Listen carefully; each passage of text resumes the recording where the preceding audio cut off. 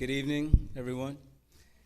And I would like to thank the United Nations Department of Public Information, IFP, and the Ford Foundation for inviting me to speak with you tonight.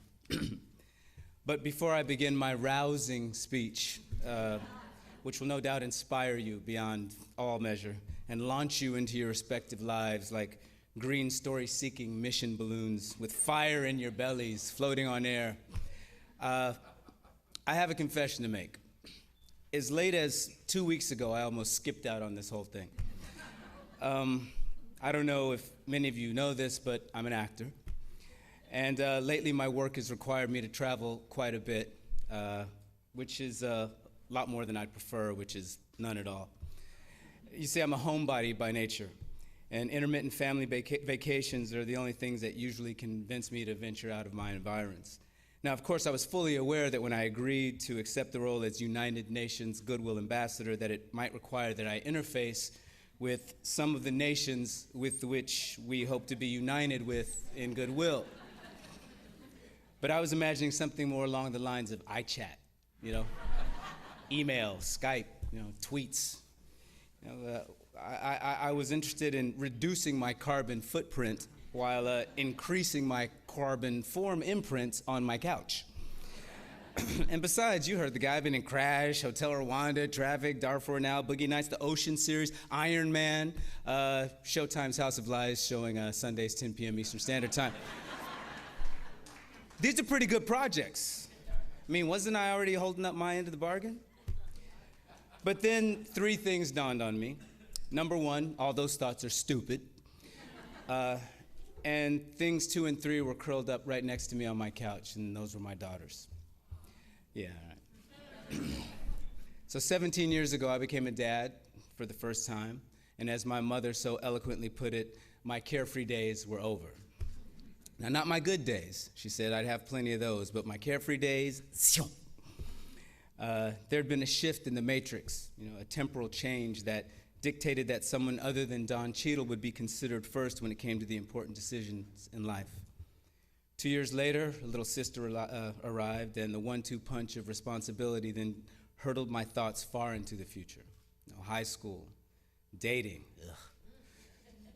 college, grandkids. Now, all of a sudden, I was trying to picture the world in 2020, 2030, 2040. Dates that had only before that been something that I thought about as a futuristic cinematic foray, space creatures coming from far away to battle humanity for the survival of the species on this planet. Movies that I hope to star in. But 2020, that's only 8 years away. My daughters will be 25 and 23, and they'll be fully embarked on their journeys as adults. Let's face it, 2020 is tomorrow. And as I scan the environmental landscape today, it's not futuristic aliens we're battling, but rather an intransigent mindset that, for the most part, adheres to slow-to-change business-as-usual practices, irrespective of the negative impacts growing in both rate and scope. And I'm in no rush to be a grandfather here, but I can't help to extrapolate just one generation further, facing the prospect that if nothing changes, my kids will be growing up smack dab in the middle of what's trending to be a planet 8 to 10 billion strong. All people gobbling up resources and making waste at an untenable rate. By then, of course, abject necessity will dictate that we employ many aggressive techniques to combat the erosion of our fragile ecosystems, and there'll be a mad rush to address the challenges faced by our inexhaustible needs for clean water and energy. I mean, we humans are nothing if not motivated by impending doom. But do we need to wait that long to get on board the sustainable train?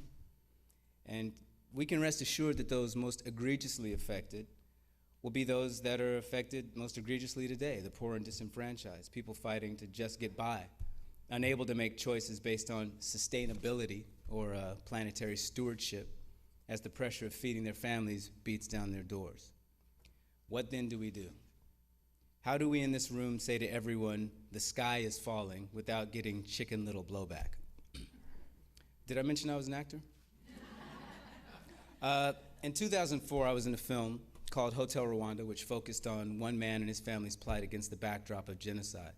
It was the toughest shoot I've ever loved, and we were fortunate enough to garner not only awards attention, but also the attention of 2 congressmen Ed Royce, and the recently departed Donald Payne.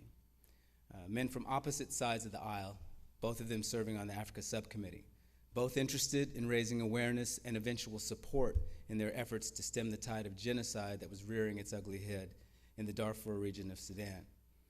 The film struck a chord in them, and they reached out to me to aid in their endeavor. So I traveled to the region with their congressional delegation, along with John Prendergast and Paul Rusesabagina, whom I portrayed in the film. And we spent several days in and around the area under the protection of the African Union.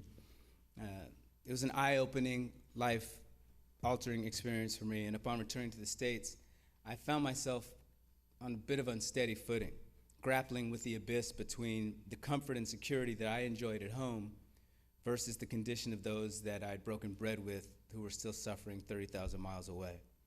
So I asked the question aloud, what can I do?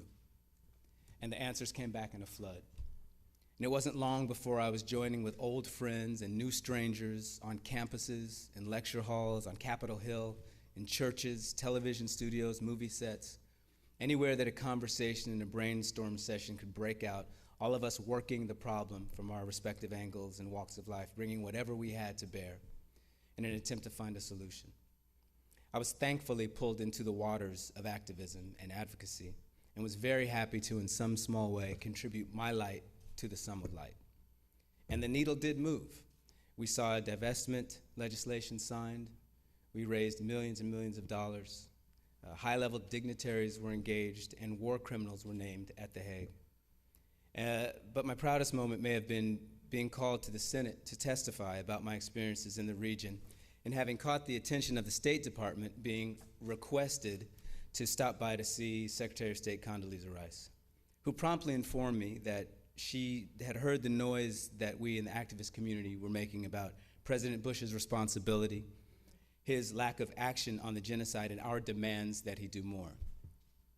After her polite recitative about the administration's work in Africa, the UN's ineffectualness, and a rather lovely, refreshing glass of spring water, she promptly told me in no uncertain terms that we all needed to shut up. That's when I knew we were really making headway. However, many times along the journey, I did wonder if what we were doing was enough. I still do. And today we wait to see if the tenuous peace that was formed between North and South Sudan will unravel as it's threatening to, dwarfing the atrocity in Darfur, with untold numbers killed and wounded, millions of people most likely displaced, their dream of returning home just a fantasy. When I give in to that cynicism, part of me says, if that comes to pass, then we failed. It was all for nothing. And it will be a great tragedy if that is the event. But then I force myself to remember that just because everything hasn't changed doesn't mean that nothing has. And that 3 steps forward but 2 steps back is still a net gain. And every platitude about staying the course and nothing worth doing being easy applies again and again and again. Now, I share this with you not to highlight anything particularly special that I've done. As I said, I was somewhat late to that party. I got swept into an already flowing stream. And the story on Darfur and Sudan is by no means over. But rather, I share these things to demonstrate how one person seeking answers found many other people doing the same. Now, I'm sure I'm preaching to the choir in this room, as you all certainly have stories of your own about finding strength in numbers, the necessity of organizing with like-minded, goal-oriented individuals, and the importance of persistence. But you all have something else to offer as well, and that's your creativity. And we can never underestimate the power of a good story well told.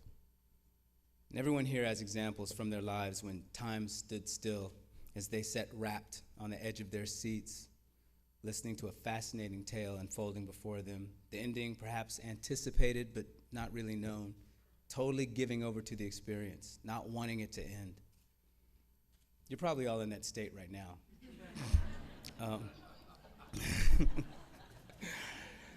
Now, these moments can help to shape not only our opinions, but our behavior as well. And these moments can launch us into new areas of our lives that we never before imagined and put us on paths to intersect with individuals who wind up being incredibly important to us as we move forward, defining our direction as our direction defines us. And over the past 2 days, this event has been host to many people who've come from a multitude of disciplines: filmmakers, authors, scientists, producers, musicians, environmentalists, doctors, all trying to find a way to give voice to the issues we know will ultimately take center stage, invited or not.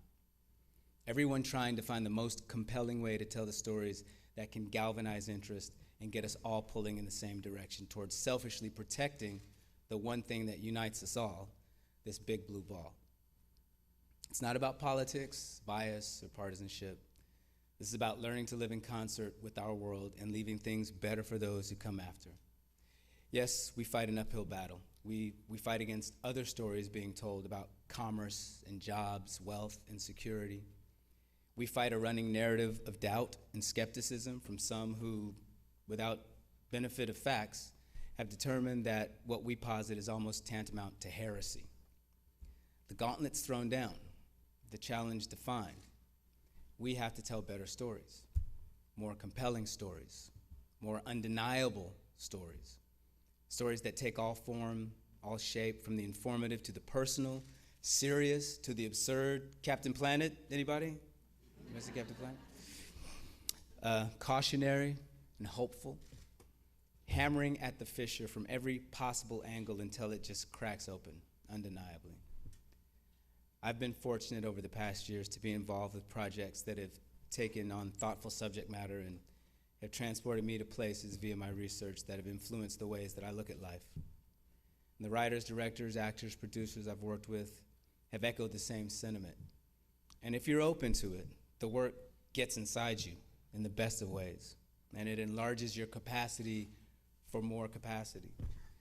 It sensitizes your tentacles like a sea anemone, and you're just waiting for that next juicy thing to come by, and you can grab it and gobble it up.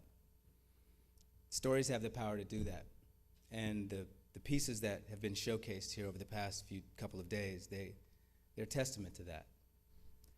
So I'm here today to applaud you, to encourage you, to applaud yourselves, and take heart in every small victory and build on it, and reframe the failures as what they actually are, which are stepping stones to your next win. Keep your creative channels open. Keep asking, what can I do?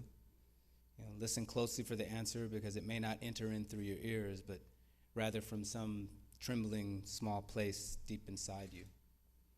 Trust it, act on it. Keep fighting to tell your stories. We need you. And thank you for listening to mine.